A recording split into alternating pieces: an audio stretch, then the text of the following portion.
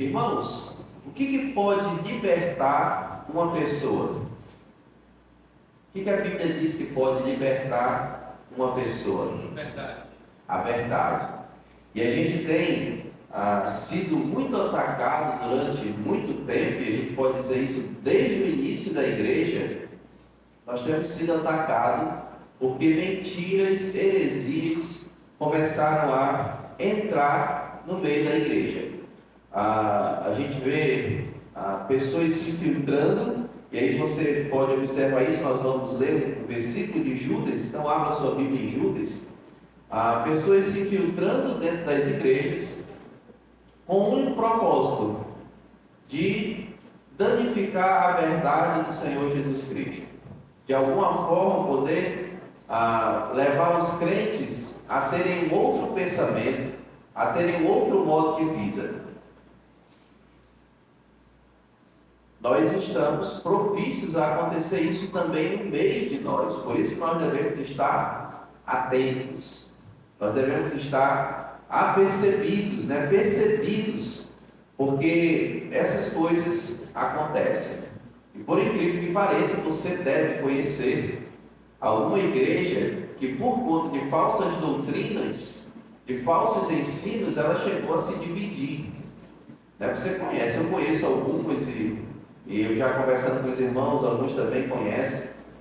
Começou com pequenas coisas e depois se tornou um grande problema.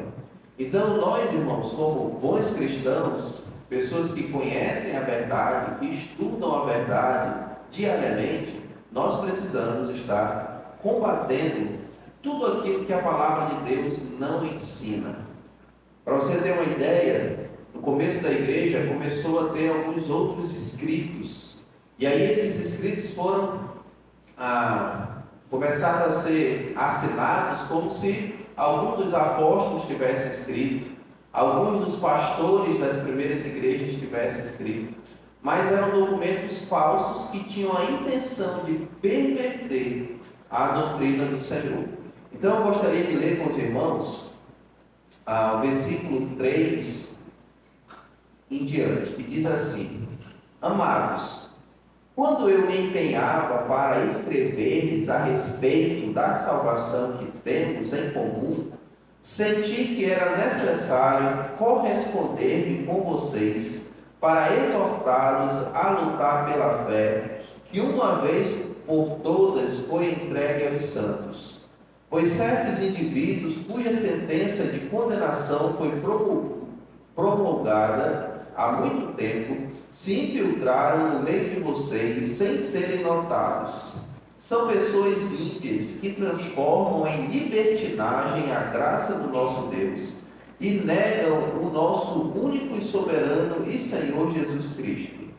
Embora vocês já estejam cientes de tudo de uma vez por todas, quero lembrar-lhes que Jesus, tendo libertado o povo, tirando da terra do Egito, destruiu depois os que não creram, e a anjos os que não guardaram seu estado original, mas abandonaram seu próprio lugar. Ele tem guardado sob trevas, em algemas eternas, para o juízo do grande dia. Igualmente Sodoma, Gomorra e as cidades circunvizinhas, que também se entregaram à imoralidade e adotaram práticas contrárias à natureza, foram postas como exemplo do castigo de um fogo eterno. E aí ele continua falando sobre as pessoas. Do mesmo modo também esses, quais sonhadores, contaminam a carne, rejeitam a autoridade, insultam os gloriosos seres celestiais. Contudo, nem mesmo o arcanjo Miguel, quando entrou em conflito com o diabo e discutia a respeito do corpo de Moisés, ousou pronunciar sentença difamatória contra ele. Pelo contrário, disse: o Senhor repreenda você. Esses, porém, quanto a tudo que não entendem, difamam, e quanto a tudo que compreendem por instinto natural, como animais irracionais, até mesmo nestas coisas se corrompem. Ai deles, porque seguiram o mesmo caminho de Caim, e movidos por ganância, caíram no erro de Balaão, e foram destruídos na revolta de Corá. Estes são como rochas submersas nas festas de fraternidade que vocês fazem, banqueteando-se com vocês sem qualquer receio. São pastores que apacentam a si mesmos, são nuvens sem água impelida pelos ventos, são árvores que em plena extração dos frutos continuam sem fruto, duplamente mortas e arrancadas pela raiz.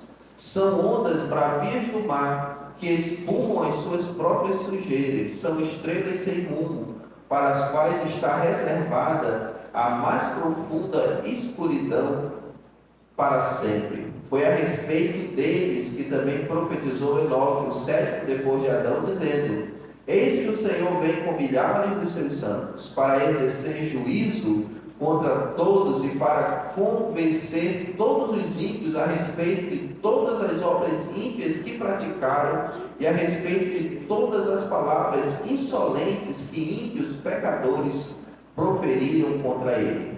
Esses tais são murmuradores, pessoas descontentes, que andam segundo as suas paixões. A sua boca vem falando grandes arrogâncias, adulam os outros por motivos interesseiros.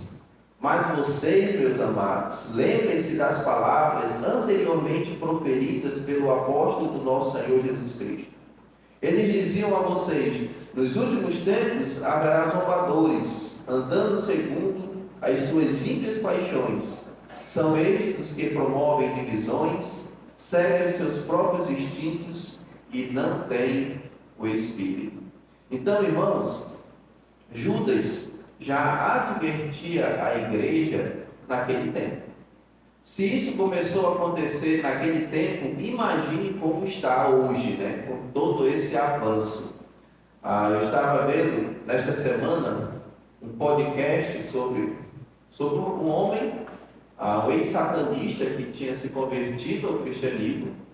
E aí ele diz: olha, nos cultos que nós temos, quando nós vemos alguma igreja que está pregando a verdade do Senhor, que tem convertido pessoas verdadeiramente, a primeira coisa que nós fazemos é nos infiltrar. Essa é a primeira coisa que nós fazemos. E nós não chegamos lá já falando o que nós queremos. Nós passamos algum tempo, fazemos amizades e depois nós vamos pervertendo aquilo que nós podemos. Irmãos, é isso que acontece, é isso que a Bíblia, é isso que Judas está advertindo. Nós devemos ter cuidado. Nós devemos prestar atenção. Eu quero dizer para você que nós só poderemos ser pessoas que vão guardar aquilo que está escrito na palavra do Senhor, se nós conhecermos o que a palavra de Deus ensina. Nós estamos, como eu sempre tenho dito aos irmãos, numa era em que o conhecimento é muito fácil de ser adquirido. O conhecimento da palavra do Senhor é muito fácil. Por que eu digo fácil? Porque hoje nós temos diversos materiais, pagos e gratuitos.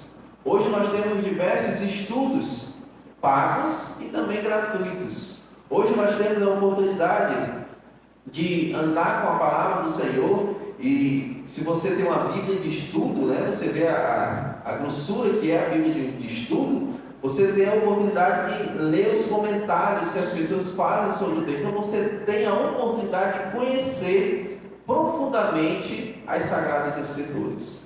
Mas com toda essa facilidade, o que tem acontecido?